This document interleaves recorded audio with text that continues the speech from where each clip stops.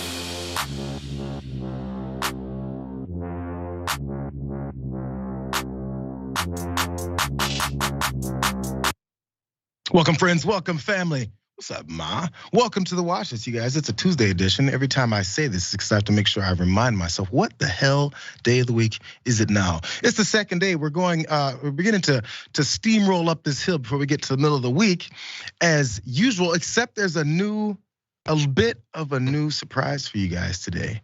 The guest on my show is a good friend. He hangs out sometimes, and also, the thing is, I said, fine, come on the show, bro, because he keeps asking me like every day, like, when can I come on the show, Jayar? When can I come on the show? When can I come on the show? So John Iadorola, host of The Damage Report, is now on the show with a beautiful set. Look at this. Look at the lighting. Look at the hair. It's not nice. bad. It's laying perfectly across the front. This is a lovely day. What's up, John? You'd almost believe it's a physical space instead of a green screen. You'd almost believe that. And thus the conspiracy theories are born. But anyway, very glad to be here. You've been on TDR like 7 or 8 times at least. So good to finally pay it back. And you invited me. It was a bluff, but I called it. So now I'm here. Big News Tuesday, should we call it? Who knows, whichever the hell day it is. Maybe we can make it a regular thing. John does not do enough extra shows, so we're gonna go ahead and try and add him to a little bit more. Glad you're here. Glad you guys are here. It's a bit of a reversed roles. In case you guys didn't see it the first time John came in, we had a lovely time. In fact, we've got a lot to talk about today, and we're gonna get his expertise on all that's going on. Specifically, starting with everything that's going on with Donald Trump. This indictment, the arraignment, is he showing up finally? There's protests everywhere. But before any of that, what we've got is more response. It's not even response from like, elected officials that are saying how ridiculous this is. It's from people in positions of power, some who hope to be elected officials who are just trying to gin up some violence. That's where we are now. Let's start here. I have a message tonight from Merrick Garland and Jack Smith and Joe Biden. And the guys back there in the fake news media, you should listen up as well. This one's for you. If you want to get to President Trump, you're gonna have to go through me, and you're gonna have to go through 75 million Americans just like me. And I'm gonna tell you, most of us are card-carrying members of the NRA.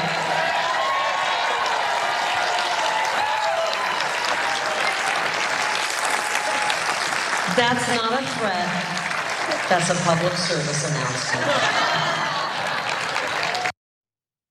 Kari Lake, I guess, has given up on her ambitions of talking about a stolen election in her race and just talking about straight violence. There she is now that Donald Trump is getting deeper and deeper into his legal issues. Now talking about she and 75 million other Americans are gonna be standing in your way before you can get to our president.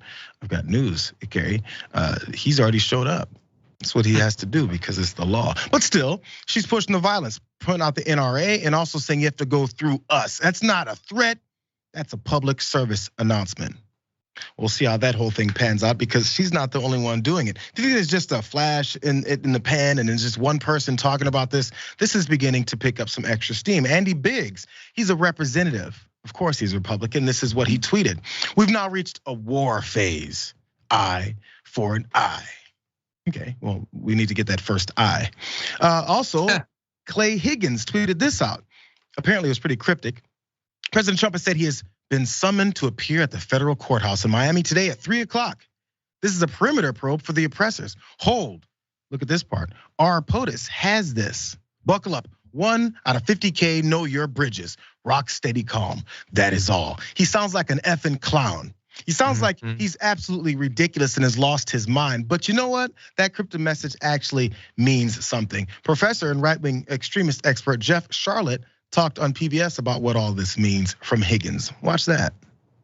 Because it's such a specific call to prepare for battle. A perimeter probe he's saying that the oppressors, by which he sometimes refers to the cabal or even Leviathan, these are QAnon terms for the federal government, is testing the strength of the real people. Our POTUS, a term he's been using for several years, is the real POTUS. He believes Trump is the real president. Buckle up, obviously, is get ready. But 150K, I had to do some research.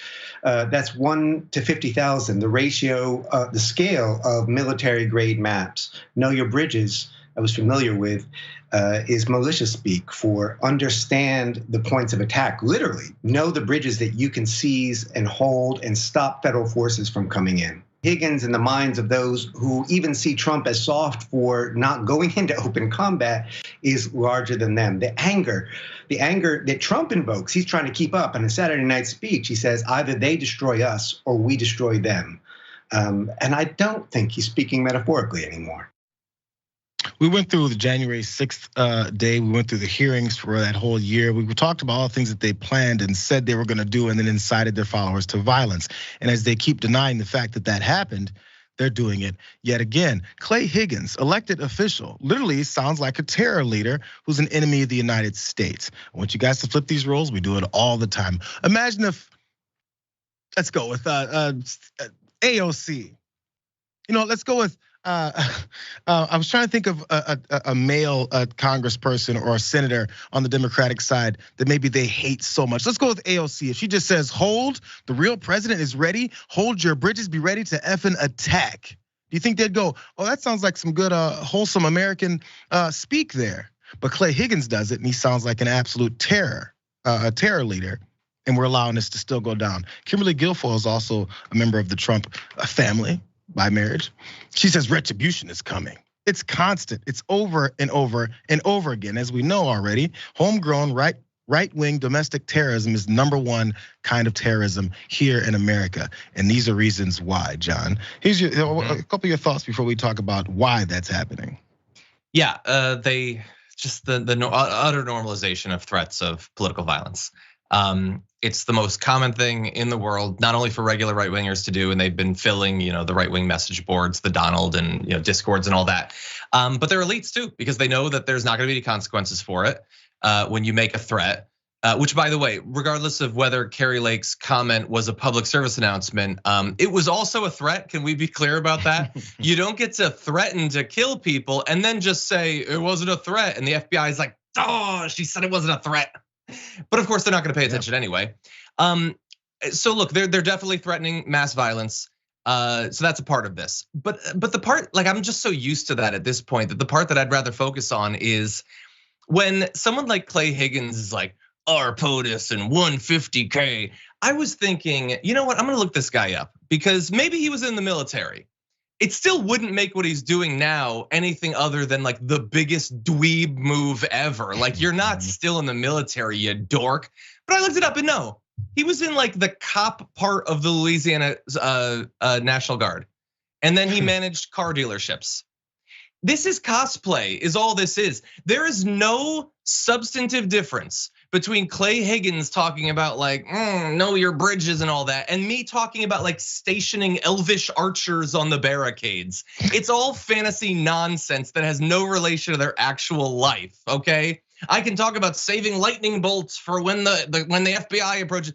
It doesn't make you cool and it doesn't make you tough. And any right wingers watching this, never forget that they might convince you to storm the barricades, but Kari Lake isn't gonna be 100 miles near there. Clay Higgins is not gonna be taking a bullet for Trump. He's just hoping to convince you to. That's what they need. You always need your foot soldiers. You always need the front linemen to die. Yo, that's old school warfare. Put all these guys at the front, let them get shot first, and they're dying for their country. Except now they're dying against their country. They're dying for Donald Trump. You know who's not gonna be putting his face in front of it? That same guy who before January 6th went down, stood in front of all these folks and said, come with me. Guess who wasn't there?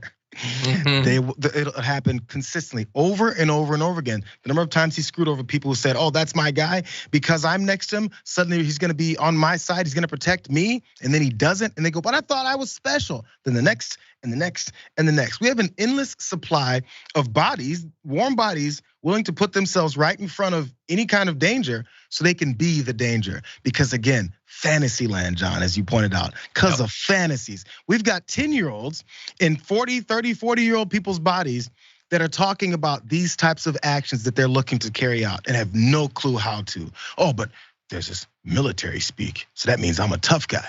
Yo, it's a clown approach here. And you know what? It's embarrassing as a country that we look like this. It's part of the reasons why we're collapsing right under ourselves. No one has to attack us. Just go ahead and allow the hatred to flow and the attacks will come from within. Again, the #1 kind of terrorism in America is homegrown right-wing terror.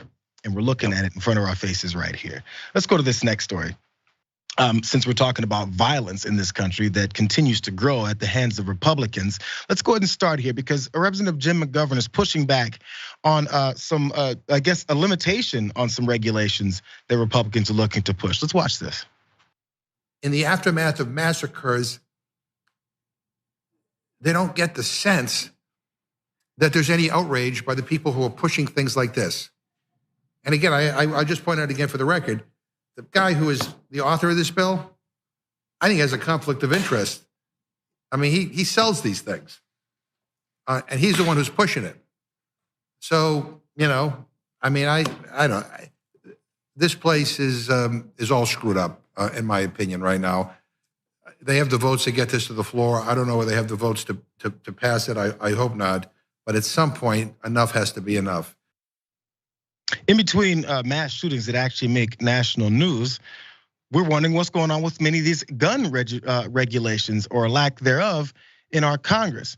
Democratic Representative there, Jim McGovern, is calling out some of these Republicans that are trying to loosen them even further. So this is the period, I think, of thoughts and prayers that we're supposed to be giving when we're supposed to wait to start thinking and praying, or maybe actually doing something. Either way it goes, what he's pushing back on is these new, at least lack of regulations that Republicans are trying to push.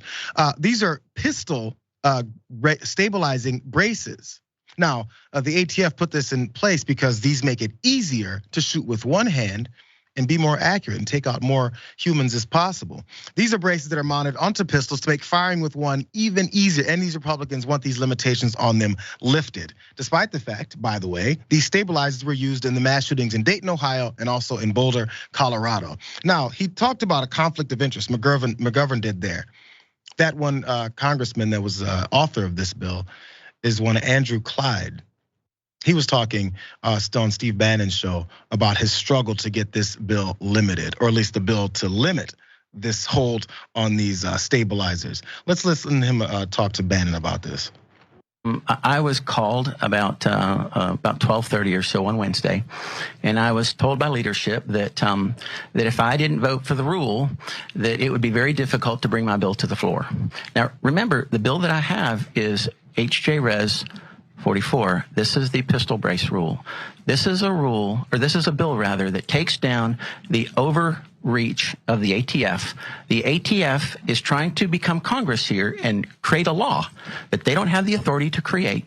A law that makes felons out of tens of thousands, actually millions, really, if you look at what CRS, Congressional Review, says about how many potential pistol braces. Congressional Research Service. That's correct. I'm sorry. That's very important. Congressional Research Service has said what about this? How many people, how many potential felons out there in this country if this thing's not passed? Congressional Research said that there's anywhere from 10 million to 40 million of these braces out there. So there's that, potentially there's that many people that would be affected by this ATF rule. Representative Clyde there is talking about a deal he made with Kevin McCarthy in order to vote for that debt ceiling, a deal that many Republicans didn't want to vote on because they like to destroy everything in the country. But the deal was made because again, Representative Clyde sells guns and gun parts, including things like this. He wanted to put this as something we can limit the ATF from regulating these particular things that would help people to murder fellow Americans or anybody that they choose to murder. So Representative Clyde is then also complaining about how he had to come to the deal, to the negotiating table with his fellow Republicans on this same thing. Now they're a little bit divided over it, but they at least both got their way to a degree. This bill is has made it out of committee, and they're seeing if it can go further to the full House and maybe even Senate, and then get to the president's desk, which he's vowed to veto. So it doesn't have much chance of making it, but they're still complaining over it. Here, Representative McGovern is still calling this whole thing out. Again, I'd like to shine a little bit light on the way the process of our elected officials don't actually care about how many humans and Americans are getting killed on a daily basis at the hands of guns. In fact, they continue to do things like this. Here, let's let McGovern keep talking on this. I get it. The bill's author owns a gun shop and makes millions from selling guns and gun accessories, including stabilizing braces. Sure sounds like a conflict of interest to me, but we are considering it because Speaker McCarthy is trying to put down a far-right rebellion. So we will vote on a bill to make it easier to kill people. He has given away everything to a small group of radical Republicans who will continue to demand more and more from him, apparently now including letting them dictate exactly what bills come to the floor. McGovern's just calling it out as he sees it. But again, how much do we really see it? This is within committee. Maybe it's going to get to the floor. Who knows? He's hoping it won't either. But one more piece here, John, because the icing on the cake is this whole thing. We talked about the debt ceiling deal. We talked about how much money gets spent. And the narrative is always those Democrats, they're overspending. And then we need to cut things like entitlements. Americans don't need anything. They only pay all their taxes and expect something back in return in the greatest nation on the face of the earth. So what it is that they're looking to do is spend more on this than anything else, so that maybe there's a better chance that you'll get shot in the face.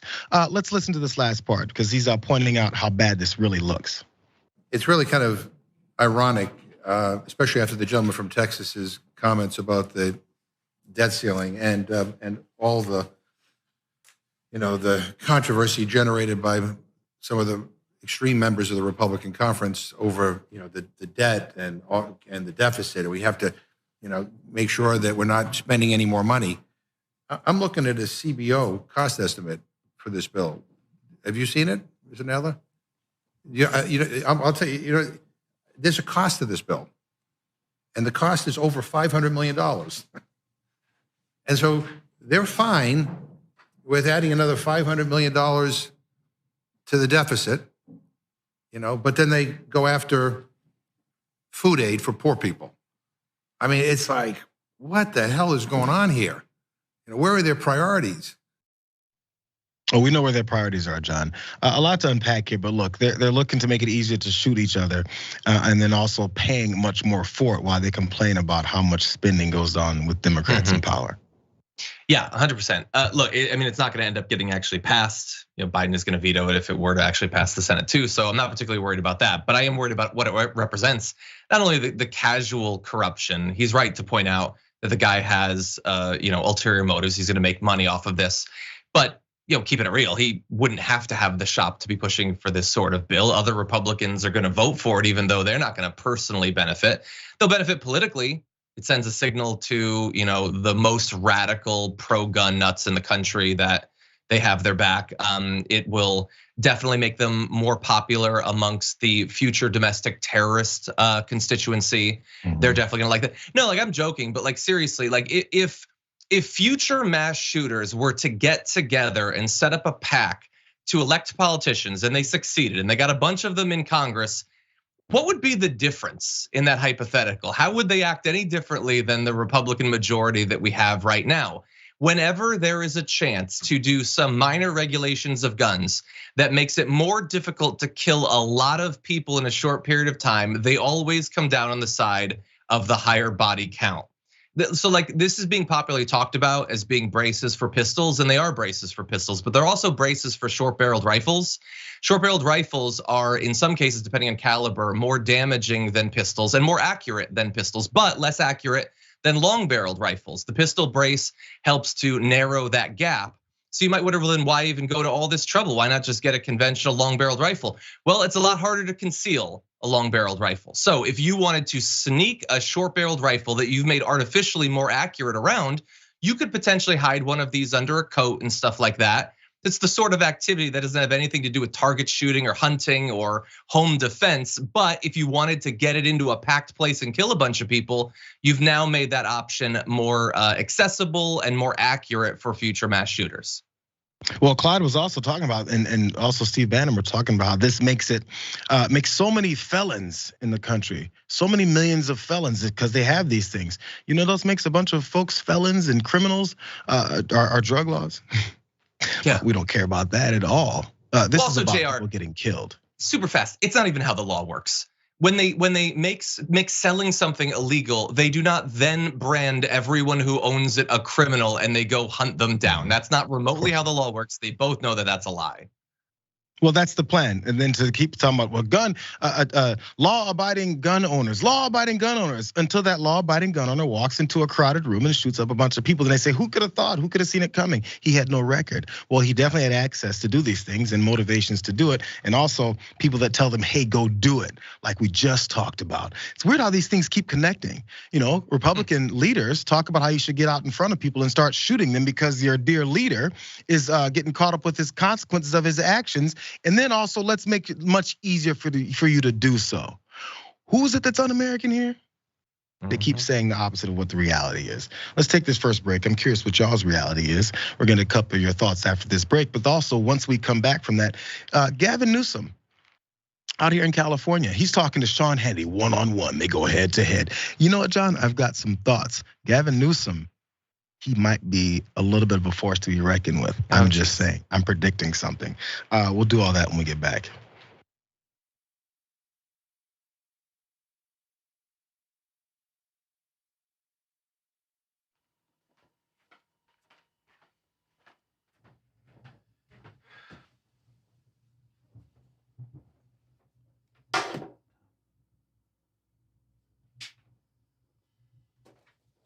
Welcome to the Damage Report. I'm John Iadorola. This is gonna be a big one. Meanwhile, in the Arctic, you know where this is going. You watch the Damage Report, the Arctic's on fire. Obviously, why would we be talking about the Arctic except to tell you that it's melting once again? The Republicans aren't that interested in it. I wonder why. Lift out of poverty up to 3.7 million people, including an estimated 1.3 million children.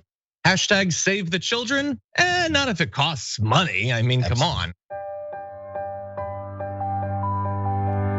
What's happening? I'm Dr. Rashad Richey, host of Indisputable with Dr. Rashad Richey. Here's the bottom line. I play no games about policy, period. Too many people's lives are at stake. So here's what I do. I challenge conservative ideology that hinders the growth of this country. I make sure we place our facts in proper context, and I have no problem debating anyone on a position that I have. Progressives have the ideas to change the world, but when you really look at it, progressives have always change this world for the better. I want you to tune into my new show, Indisputable with Dr. Rashad Richey, right here on the TYT network, 2:30 p.m. Eastern time, 11:30 a.m. Pacific time. I'll see you there. Everything that we've accomplished over the years is because of our members who've allowed us to remain independent of corporate interests and reach 20 million followers. Now is the time to bring as many people into the progressive movement as possible. We're inviting you to be the change and help bring a community-powered progressive change machine to life. Details are at tyt.com/change. If you're a member, thank you. We need you to remain so. If you're one of the thousands of viewers out there who's not a member yet, the time has come for you to join now. We need you more than ever. tyt.com/change.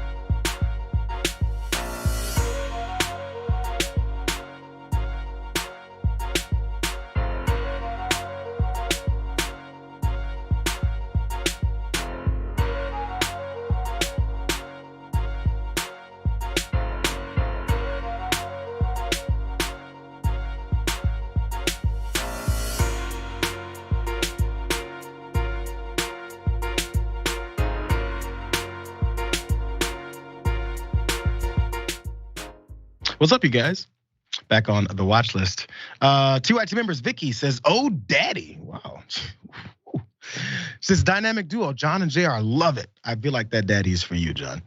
Over on Twitch. I mean, you're the actual established daddy already. I mean, if we're being specific, but you've got the dragon name. I mean, I don't know which one trumps the other. Love you guys on Twitch. Dissonant PM says, "Big news, chess day." CHES. I thought it was cheese until there was only one E, but we'll call it cheese day. It's fine. Cheese is a lovely thing. Me Sevson Medici says, "Rated JR and John phenomenon." I think some things are beginning to catch on. Felicity 91 says, "We get the John on Damage Report. Best day ever." Pump your brakes, bro. I'm here every day. Jeez, this is getting over the top. Calm down. And lastly, you guys, Coco Belly 220 says, "Yay, John on the watch list. Two of my favorite guys, breaking down news in a way that is easy to understand." Absolutely. Let's try if we can continue doing that now, because Gavin Newsom went on Fox News to talk with Sean Hannity. And I guess mutual respect is there, but it kind of broke down quickly. They started with some of things that Sean Hannity had to criticize Gavin Newsom over. Let's go. Friendly discussion. No, I know. There's no personal animus between us. It's just, I don't agree with your views. you're very good at giving reason, rationale for losing population and higher state income tax. And now I'm going to ask you about the homeless population. After 10 years, we reduced the street population by 33%. You know what? I'm proud of the fact we established the goal. And we did it with the Bush administration, with Republicans. This state has not made progress in the last 2 decades as it relates to homelessness. Why? Because housing costs are too high, our regulatory thickets are too problematic, localism has been too impactful, meaning people locally are pushing back against new housing starts and construction. I've been here 4 years. I can't make up for the fact in 2005, we had an historic number of homeless under Republican administration. Right now you have a proposal. I just got 68,000 people off the streets last year. And by the way, that's been PolitiFact, 68,000. Gavin Newsom joins Sean Hannity on his show, and he jumps right into the homelessness issue in California, which seems like he detailed some pretty decent issues as the reasons behind it. But then again, what is being done around it? In talking to Sean Hannity, he's just thinking he's going to get a couple of, pinpointed gotchas here, and maybe can make him look bad. But it seems like Gavin Newsom showed up ready to discuss. As a matter of fact, even one of the more embarrassing things that he's done, that party he had during the COVID lockdowns that definitely made national news. He also asked him about that. By the way, you probably shouldn't have gone to the French Laundry. No, it was a dumb mistake. It was a terrible mistake. It wasn't illegal. It was wrong, and I totally violated the spirit of what I was preaching, and it was wrong, and I own that. I own that. And you know what? For the grace of God, no one else has ever made a mistake. I guess I did. I own that. Okay, everybody makes mistakes. However, that was a dumb one. But it was dumb. It was, and I own it. So I don't need to be reminded of it. Close quarters, no mask, and I'm like, all right. It was. Hey, look, by the way, right. I think it was your birthday party, right? It was a good friend's 50th birthday party. The restaurant was legally open. It was dumb. So he's willing to admit it was dumb. It was a 50-year-old friend's party. We were just hanging out. Yeah, I ignored all the things that we were talking about, and it received all this criticism. But I feel like those things end up being surface, at least until he runs for some other different office, which I expect that he probably will. If you guys forgot, this is an image from that dinner where it was at French Laundry, very fancy up in Napa, and they were hanging out. It seemed like quite elitist while everyone else was struggling mentally, economically, and physically with everything that was going on at the time. So it was a bit of an issue. So John, before we get to a few other points, because Gavin Newsom made a bit of a comeback on some of these points he was talking. But first, the reason I wanted to even talk about this with you was that I feel like many people consider this, but Gavin Newsom is of course primed to set up to be one of the next Democratic leaders as far as nationally, and maybe going to be running for president. So is this a setup type of thing to start that motion, even though we're still just looking at 2024? Yeah, look, I don't know if it's a move towards this race or a move towards the next one, but it's a part of an ongoing strategy. He has been working for the last year or two to make himself much more of a national figure. He's picking national feuds. He's fighting with Ron DeSantis. There's almost no reason to be fighting with the governor of a state on the exact opposite side of the country, except that Ron DeSantis gave him a good excuse by shipping, undocumented migrants over. He's going on national news to the extent that Fox News is, and he's also trying to reassure, Democrats that he's willing to mix it up and he's not scared of them. Democrats have become really sick of, Democrats that are not going to actually fight back and defend themselves. Well, he's taking it to Republicans. He's going on Fox News. That's what this branding is about. That doesn't mean that I'm necessarily buying it. I liked his apology up until, I guess I'm the only one that ever made a mistake or whatever. I'm the a-hole. Like, way to drain all of the sincerity out of your apology for that. But I did like his response to the unhoused question. I thought he did a good job of listing some of the policy, things that lead to increased homelessness. That doesn't mean that I necessarily trust him to be the guy that's actually going to fix those problems, but at least he can list the contributing factors. If he points out the problems, at least that's the way you can hold his feet to the fire and fixing them. If you point out what you know is the problem and then do nothing about it, then it can be one of those things where people say, so what's the disconnect here? You mentioned his fight with Ron DeSantis. He also got into that with Hannity as well. Watch that. They were told they had jobs. They told they were going to get certain court dates changed. They were dropped off. They knocked on the door and they left, and it was not coordinated.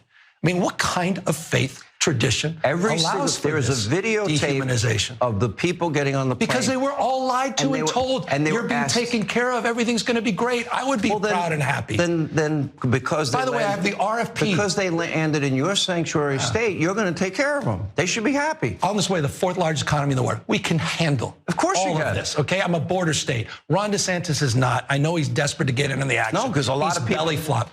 Donald Trump is going to clean. Is it his fair clock. that Joe Biden? DeSantis has belly flopped. He will clean his clock. He needs I don't have a crystal attention, and he set this up months ago by doing an RFP. I have the contractors. Okay, my question that he tried to is- hire, saying he was going to send people to California. This is a stunt. It's embarrassing. I think a lot of times what Sean Hannity isn't expecting is the response that has something behind it. And that's what I'm gonna go to in this last clip. Because then again, he was asking about the things with the migrants that were fooled and tricked by a few of these Republican governors and sent to sanctuary states. And he said, yo, we're cool, we can handle that. But the problem is how you're now using people. Like they think there's this singular argument for it because they've been talking to the viewers who just listen to the one singular thing they keep saying and beating into their heads. So when you get challenged with other aspects of it, as you also pointed out, John, with the homelessness issue, Hannity had to sit there and kind of nod a little bit like, wait, there's other points here. He's buying his own BS. So lastly here, Newsom had to counter Hannity on how employment under Joe Biden's administration, also other things that he's dealt with, is actually looking better than Republican administrations. And we always know this, but it seems like no one ever really effing says it. Watch. I don't want him to fail. Been able to accomplish. I think his policies are failing. Let's talk about them in order. Let's talk hang on. Wait, but I want to challenge the premise. You said the economy, 13.1 million jobs he's created. More. These are post-COVID jobs. Okay. You know that. Well, I mean, that's an artificial number. No. Then let me stipulate this as an opportunity to engage civilly on this. Okay. Fair point. Your president, Donald Trump, lost 2.6 million jobs during his 4 years. We've created 13.1 million. Fine, you can maintain a COVID frame. How about the fact that Joe Biden's created more jobs, 6 times more jobs than the previous 3 Republican presidents combined? It was 70% under Trump. That was 70%. It was 70% under Donald Trump. Pre-COVID, we had the lowest unemployment rate for every demographic. We have the lowest black unemployment in history, and you and I are living with the lowest unemployment in our lifetime, Sean. We had it for every demographic, and the economy was black unemployment's record low under Joe Biden. Okay. Again, John, there's layers to these arguments, and Hannity keeps going, that's fake, and he has to stop and go, well, let's talk about it. Talking about is never the part that many of these conservative pundits ever want to actually do. And honestly, it's making this guy look better. And this is what we have to understand. We're these needlehead pundits that like to follow everything that all these politicians talk about and lie every day. So of course we can see the holes in the things that Gavin Newsom says. But the majority of Americans don't. If they see something like this, the stars in their eyes, bro. I think it might work for them. Yeah. Well, yeah. Well, whether we're needlehead pundits or not, and speak for yourself, needlehead. Definitely Fox viewers are not hearing that information. It was good. I think he did a good job. There's some other stuff that you could have thrown in there that might have worked, might have not. Is it relevant to point out that, unemployment was at its lowest rate in the final months of Donald Trump before the pandemic? Because it had also been on average going down for years and years and years and years and years. That was a trend that goes back multiple presidencies. He can try to claim the tail end of it if he wants or whatever, but we did still have the pandemic. And I understand that that's gonna stand out, it's gonna seem distinct, but can we also stop pretending that it's like an earthquake? It's not an act of God. The pandemic was always gonna do some economic damage. The question is how much? And the question is, how much did Donald Trump's complete lack of interest in warding off the worst consequences of the pandemic early on make it worse? This is a guy who's going around the country encouraging people to not test and talking about bleach and putting lights in people's body. Is it possible that maybe we wouldn't have lost so many jobs if literally any other president, any other Republican had been president at that point? All I'm saying, man, is look out for Gavin Newsom, 2028. Maybe even 24. Huzzah. We'll see. We'll see how the investigations from those Republicans go into Hunter Biden. Yeah, well, and I'll say, JR, I think he will make a very good second place contender that gets beaten by AOC. Yeah. Oh, yeah, sure. Yeah, I look forward to that. It's an AOC Gavin ticket. Let's go to something that's a little bit different though, but it's fascinating me. And John, when I knew you were coming on today, I said this has to be in. Let's watch.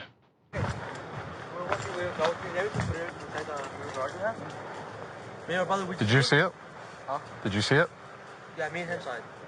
What'd you see? It was like a big creature. A big creature? Yeah, like around 10 feet tall. Because I'm not going to BS you guys. One of my partners said they saw something fall out of the sky too, so that's why I'm kind of curious. Did you see anything land in your backyard, or? They see like a big, that's what they say. They see like a big something with lights. Can we go outside? We're not alone. Out in Las Vegas, cops showed up to the scene of some homeowners and folks at home, middle of the night it seems, and they see something a little crazy in their backyard. 7, 8 foot tall creatures with glowing green eyes. Also, there's some orb falling from the sky. The aliens have arrived for the 837th time. This time, though, they saw them. The police actually were on their side. Normally, they may think, look at these crazies calling me in here. But he even saw it, some of it himself.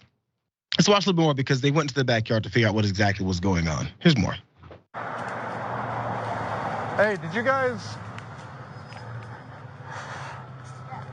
Hey, this might sound like a really dumb question, but did you guys see anything fall out of the sky? Yeah. We got a call, and one of my partners actually said that they saw it too. So, if you happen to see any, like I'm not BSing you. If you see any, footage? no, like if you see any like little, well, not little in this case. They're claiming 8 to 9 foot tall green beings that were in their backyard. Sounds crazy, but you never know. Your neighbors, your fine neighbors over here. But again, I would normally discount it as probably not real. Neighbors right here? Yes. I would normally discount it as nothing. However, seeing as one of my partners said they saw it too, only reason I'm actually investigating it further. So if you guys see anything, especially in your backyard, please call 911. We'll come over, okay? And what's 911 gonna do? Still, you know what, April, I'm buying it, especially after you see this. He mentioned his partner saw it, and maybe it was picked up on a body cam. I want you guys to take a look at the sky. I think top right corner of this next video. This is what they saw just before 7, 8 foot, 9 foot creatures were in the backyard. Watch.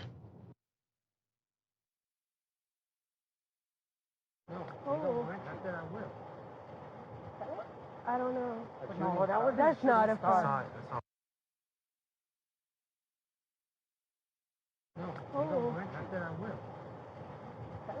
I don't know. No, that's not a fun. Officials pointed that out, that it's not actually a spaceship, but actually a meteor. We've seen these things before. NASA's planetary defense officer, Lindley Johnson, tells Motherboard that a green fireball observed last month by, among others, a Las Vegas police officer was likely a bright meteor, less than a meter in size, and certainly not a UFO that fell in anyone's backyard, despite the 9 foot creatures. Now, Las Vegas cops also tell Motherboard that while they didn't find aliens in that manhunt last month, they do hope to do so in the future, citing the city's proximity to Area 51. And also, they did a general search of the area, and they seemed disappointed that they didn't really find anything in the first place when it comes to those things. But also, some of those callers that did see something, maybe it was just some, a couple NBA players in the backyard. But they said they're gonna also find a way to get away from it because the fear has set in, John. One more video. Yeah, like I said, we'll ATL the area and we'll be around here for the night. I'm going to the hotel, man. Yeah. I don't blame you. All right, man. We appreciate you calling. Give us a call if you see I wanted to find some aliens. Well, hey, if those 9 foot beings come back into your backyard, you call the police and we'll come back here. Sure. Okay? If those 9 foot beings come back, don't call us, all right? Deal with it yourself. I ain't dealing with that. Somebody call NASA. Tell them stop it.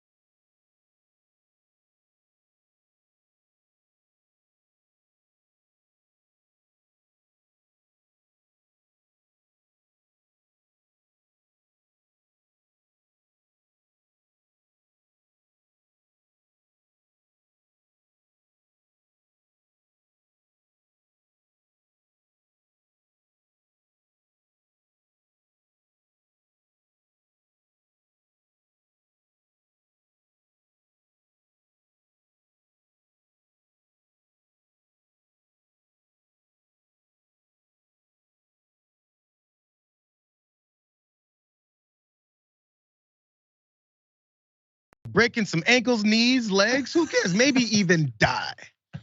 Well, the horrible part about that is that someone actually tried that as well. All this excitement and celebration then turned much more dangerous because, of course, not one but two active shooters popped up in the area as tons and tons of Denver fans were celebrating the streets. And so far, 2 people have been arrested in these multiple shootings. 10 have been shot, 5 still are hospitalized as of Tuesday. So let's go to those details from CBS News. 10 people were shot, including the gunman in one of those instances, in Denver around 12:30 in the morning on Tuesday, as thousands of fans poured into the streets of Lodo to celebrate their NBA Finals victory. The police said that 5 of those victims remain hospitalized, and also they said that 2 suspects are in custody in the shooting that left 9 men and 1 woman injured. And they also the other suspect is also hospitalized as well. Now, is it all about the victory of the Nuggets that they're also happy about? Well, people were thinking it was a little bit of something else. Here's a little bit more from the Denver Police Department. They alerted everyone, and they said they're going to have more press conferences on it today. They're investigating that shooting on Market Street, and they said the first information indicates that there are 4 victims being transported to the hospital. It just kept growing. And the other part about this, though, is the motive behind this, as we jump down to graphic 4, wasn't always that celebration. Maybe the Republicans are onto something. Check this out. Investigators said that they're still working to determine a motive for the shooting, but believe it may be drug-related due to the large amount of fentanyl recovered from the scene. Hey, maybe sometimes a large amount of fentanyl isn't necessarily about a drug deal, but more about a party scene in the middle of the Nuggets winning the championship. I don't know, who's to say? But the one thing that I was trying to figure out is, okay, the Nuggets win, everybody's preparing for it. They're at home for this particular game. So I'm trying to figure out, John, why the first thing people think of, some, is, oh, let's go celebrate. Let me go ahead and pack a couple guns. Let me potentially be so upset and drunk that I get to shooting people. Why is that the default? I mean, we could have seen the flip cars and the fires and the fights with police. Who knows? Maybe those went down. Those are just normal now. Yeah, I mean, I did go to college at UConn, so I'm used to some cars being flipped when we win basketball games. But yeah, I don't know. From what I have seen, I don't know that it was necessarily closely connected. I mean, a drug deal turning into a shooting can happen literally anywhere. You just might have more of those deals happening because of the big celebration. So we can't necessarily put it on that. In terms of it, like directly stimulating bad behavior, like climbing up the thing for the lights or whatever, and then going like swan diving off of it. There's this thing where like guys are like, will get super into these other guys doing something impressive athletically, and then they're like, well, I gotta try.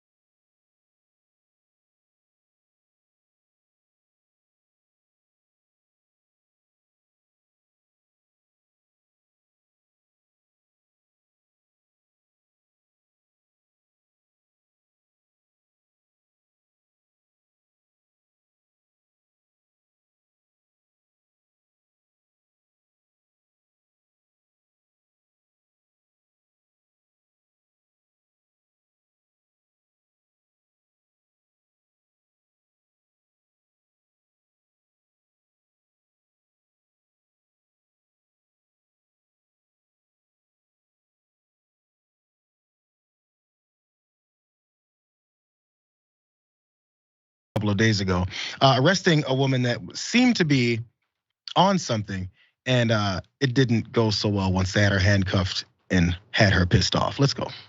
Really, you can handcuff me, you ass like bitch. Give me my paper back. Yeah, see how you instigate. Can you speak to me then if you don't spit? Oh, hey,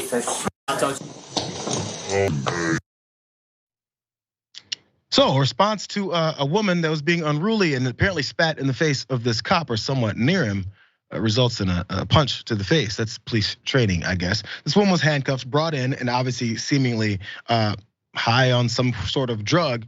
And then they came in and apparently took something out of her pocket, which she continuously complained about. Let's watch here. She talked about what it is that had her so angry, then led to this confrontation.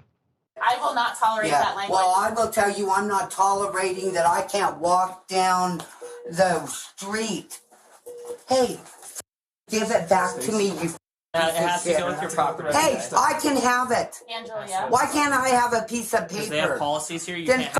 take my pants off too. Take my shirt off. Give me my piece of paper. Why can't I have it? Piece of shit. Why can't I have the paper, you piece of shit?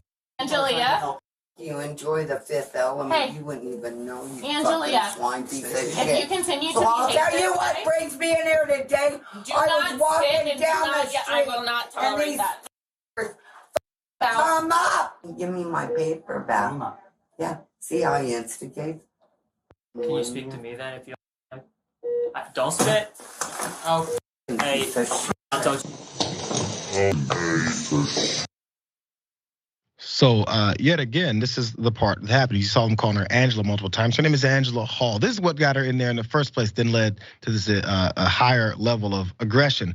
LPD officers responded around 8:30 p.m. on May 20th of this report of woman wandering in and out of traffic and speaking incoherently. So yeah, quite a dangerous situation. When the officers showed up, they placed her, who she's 59 years old, into protective custody and took her to the local hospital. That's where they then showed up here. She was charged with third-degree assault for her actions toward Officer Maranto. And the Larimer County Sheriff's Office investigated that incident, but the district attorney's office has not yet filed criminal charges against that officer, is what they then pointed out. And by the way, the police chief out there, his name is Tim Doran. He also explained maybe the police officer didn't do it. He was fired, but maybe didn't do totally horrible, messed up things. There are some things that he actually did right, but we still fired his ass. Watch. First and foremost, I want to apologize to the community for the actions of our former officer not upholding the standard of our policing profession. I am sharing this video in the spirit of transparency and on the promise to hold both my team and the citizens who break the law accountable for their actions. I would encourage all of you to take the time to watch the video in its entirety. I believe there are positive sides to what you'll see. The fact the backup officer intervened immediately and separated the offending officer from the female and called for a supervisor speaks to his integrity and training. The kindness displayed in the first minutes of the encounter when the officer simply offered a courtesy ride home to a woman who could not even recall where she lived. Okay, so they punched her in the face, but at least they were nice at first for the first minute. And then for the next 30, it was just like anger and assault. I get it, the frustrations and maybe even the hardships of doing something like this. But again, where's the training, John? Like, is this a thought process where he thinks this is the right way to go about this? Yeah, well, look, he was trained. So where was the training? The training was there. Whatever training he had, he came out of the other end of it believing I'm going to be fine. He definitely didn't think he was going to be fired as a result of that. He thought, not that he was supposed to do it, but that it would be acceptable for him to do it. Thankfully, in some cases, just in the last few years, you can start to feel confident that people will lose their jobs when they do stuff like that. That is, if you're new to watching the news, an incredibly recent development. The idea that 10 years ago you would have ever found out about this, let alone that they would be fired, is almost inconceivable. So it's good that that's changing now. But like you see something like that and you just think, man, that's the time a camera was pointed at him. Was that the first time he casually punched someone because they disrespected him? I just don't understand it in terms of human behavior. I don't discount how difficult it is to be a cop. Look, I personally believe that cops should get great benefits, great pay, and should have ethical obligations and responsibilities commensurate with it. It should be one of the most important jobs in our society, and our expectations for their behavior and training should be as high as for literally any job. That's where we need to get to. And now it isn't there. It isn't there. There's way too many guys like that. There's plenty of jobs where you have to do something and have a service to the community to make sure you don't harm them in any kind of way. It could go down to, I use it every time. It could go down to being a Subway sandwich artist. You can't spit in the food. So I mean, if you can't spit in the food and you can't punch someone in the face, you should probably remember those rules. I wanna do this last one, you guys. I'm gonna effing do this last one. Some people are surprised by Garth Brooks and his latest venture. Some are really upset about it. Watch. We did an interview with Melinda Newman from Billboard. And from that came quite a little bit of a stir. Let's address two things on it.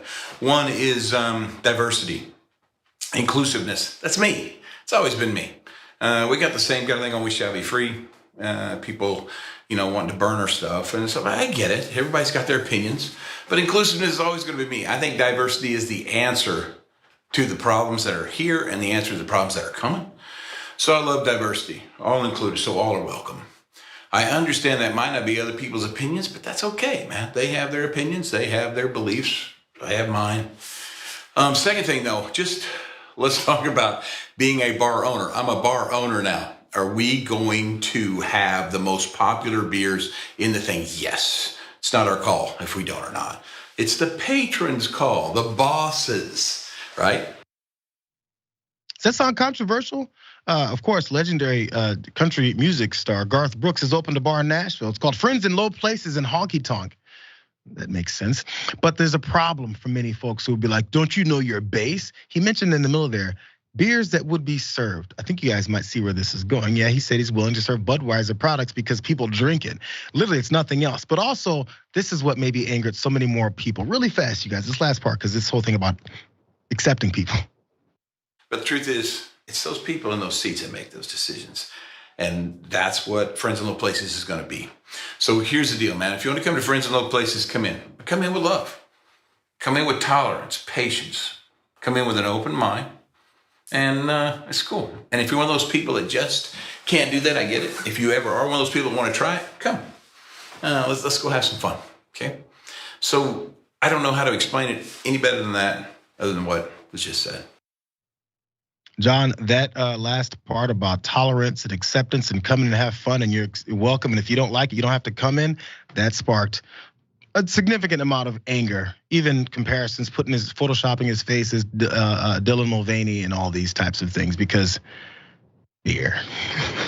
I like there have been a lot of dumb boycotts. This remains maybe the dumbest. Dylan Mulvaney didn't murder anyone, and we found out, and they still partnered with her. And it's like, oh God, it's a scandal. No, it's just Dylan Mulvaney exists as a person, and that was crime enough for them. It's utter madness, utter madness. You don't have to drink it at the bar, but you are going so far beyond just you being able to make a choice. You're saying he should not be able to make the choice of what he serves in his own bar, and that no one going there should have the option of drinking the beer. That again, that's not about your own behavior. That is you trying to put it onto literally everyone else, and it's utter madness. Freedom-loving conservatives rise yet again. Thank you, John, for joining me on the watch list today. Fun times. Glad we squeezed that last one in. Don't say any time because it'll happen. Appreciate you. We'll see you tomorrow on Wednesday, of course. Big News Wednesday. We'll flip the roles. I'll be there tomorrow morning. Thank you guys also for joining me here today. We'll catch you guys, of course, then later on. But enjoy the Young Turks up next. We'll see you then.